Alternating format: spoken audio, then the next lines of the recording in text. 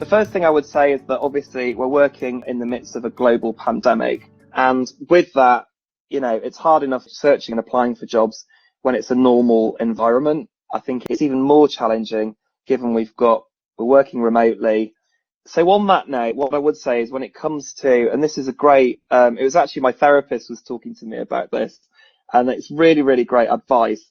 When you're feeling a bit overwhelmed or you're feeling a bit down about the state of the world, do not make decisions about your career or important decisions in your life. Just find something to soothe and calm yourself and get into a good state of mind in order to make really effective decisions.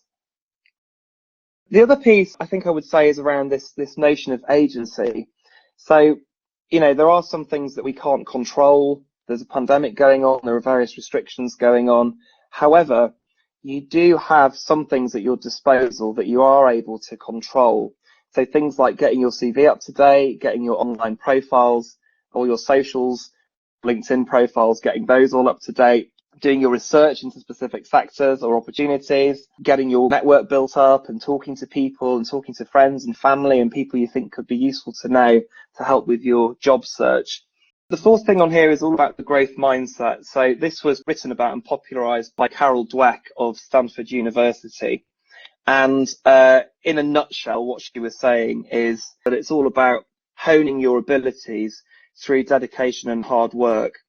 And it's not necessarily about just having natural talent, although of course that's really important in many respects. So the point about the growth mindset is being open to new experiences. If you get knocked back or if you fail at something, that's totally fine. It's about just reflecting on why has that happened? What's been going on for me here? And what can I do to really push through and learn from this experience? The final part on this is just thinking about enlisting people to help you. And I think about this not just in terms of career opportunities, but when I think about a particular goal that I want to work on. So it might be health and fitness, for instance. What I'll do is I'll tell people my goal is to work on this specific aspect of health and fitness. And when you start talking and voicing it, it becomes real. And it also, people will go, oh, I can help you with that. How's about I introduce you to so-and-so? Or how's about I tell you how to do this? Or how's about I send you this reading to look at? So there's something about asking for help. And there's something about just vocalizing your intentions. So tell as many people as you can that you're looking for an opportunity, you're looking for a job. And suddenly you'll find the power of the network kicks in and people will still, will bear in mind. They'll go, oh yeah, I remember that time when so-and-so was asking about this. Here's an opportunity. And again, you'll find that opportunities will come to you rather than just you having to go and be a slave in front of your computer and bash out a million applications. This is really how to stand out from the crowd. So this is very, very practical stuff. The first thing is write a killer CV and cover letter. So make sure that you've got a standard CV, but when you go to apply for something, make sure that it is really carefully tailored and suitable to the job. The best thing you can do as well is, I really like this idea. This is our head of talent acquisition was talking to me about this, is to get the job advertisement itself and to copy and paste and plug it into a word cloud. And what that will do is surface, so the word clouds where they've got the little words that are sort of infrequently used and the big words that are used, most frequently used. What it will do is very visually show you what are the key words, what are the key skills and competencies and experiences that are being asked of you as an applicant. And once you can pick those out, you can then build those into your CV and even your cover letter as well. The other thing as well is just make sure that you've got a suitable backdrop if you can. I know it's really tough. Not everybody has a nice space. You have to share space with other people. You might be in a shared house. You might have kids. You might have whatever. But just try to find a quiet space because, again, people will be reading and making assumptions about you based on what's going on in your background. So just try if you can just to make it tidy, clean and tidy, and again, just create a good impression. The other stuff is just, I would recommend recording yourself just so that you're aware of how you come across in front of camera. It's almost like when you're on camera, you have to be a lot more exaggerated than you would be if you were in person because you lose lots of non-verbal behavior. So that's very, very important.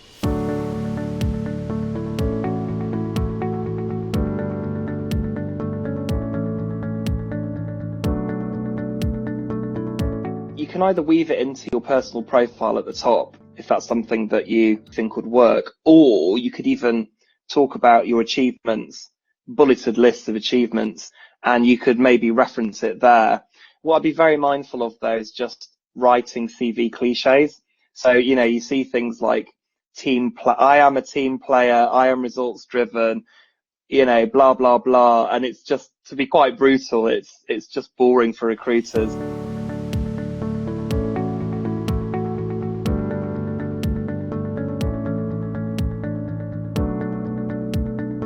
So it's a hard situation to be in. I think the main thing I would say is just make sure you're looking after yourself mentally and physically. So normally what I would do is, it's like managing a project. You start with the outcome in mind, and then you work back from the outcome and you map out individual steps in a project plan. So that's exactly what I would do. I'd set yourself a task of, I'm going to look at 3 companies today and I'm going to write down interesting things. Next week, I'm going to have a look at my CV. The week after, I'm going to talk to people. So you've got to kind of, rather than just I need to get a job, which can feel very overwhelming, and then how do I tell my story of redundancy? That also worries people as well, because there's this sense that, again, you've lost something, you're trying to hide something. Redundancy isn't something to be ashamed of, and it's very rarely about the individual, actually. It's about the organisation and about economics. It's very rarely about the individual person, although it feels like that when you're going through it.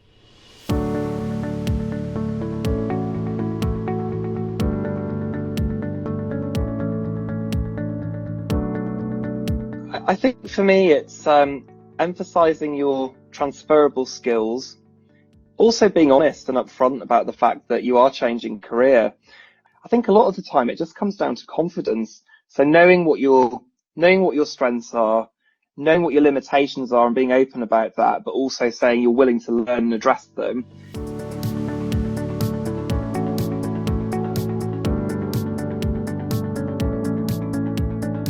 Mentors, so I would just say a general note on mentors are absolutely critical to career success.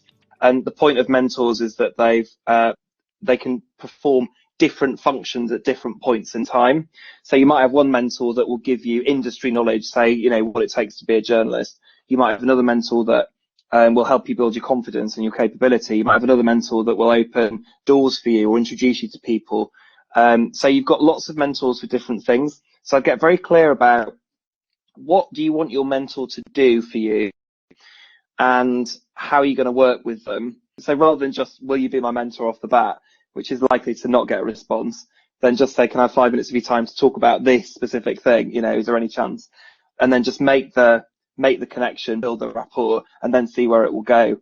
And the other thing to always ask is, and I always ask this, is there anyone else that you can recommend I speak to? Is a really nice question to ask, because they'll go, oh, actually, yeah, I could introduce you to this person. And then suddenly you're starting to build your network in ways that, you wouldn't have done before.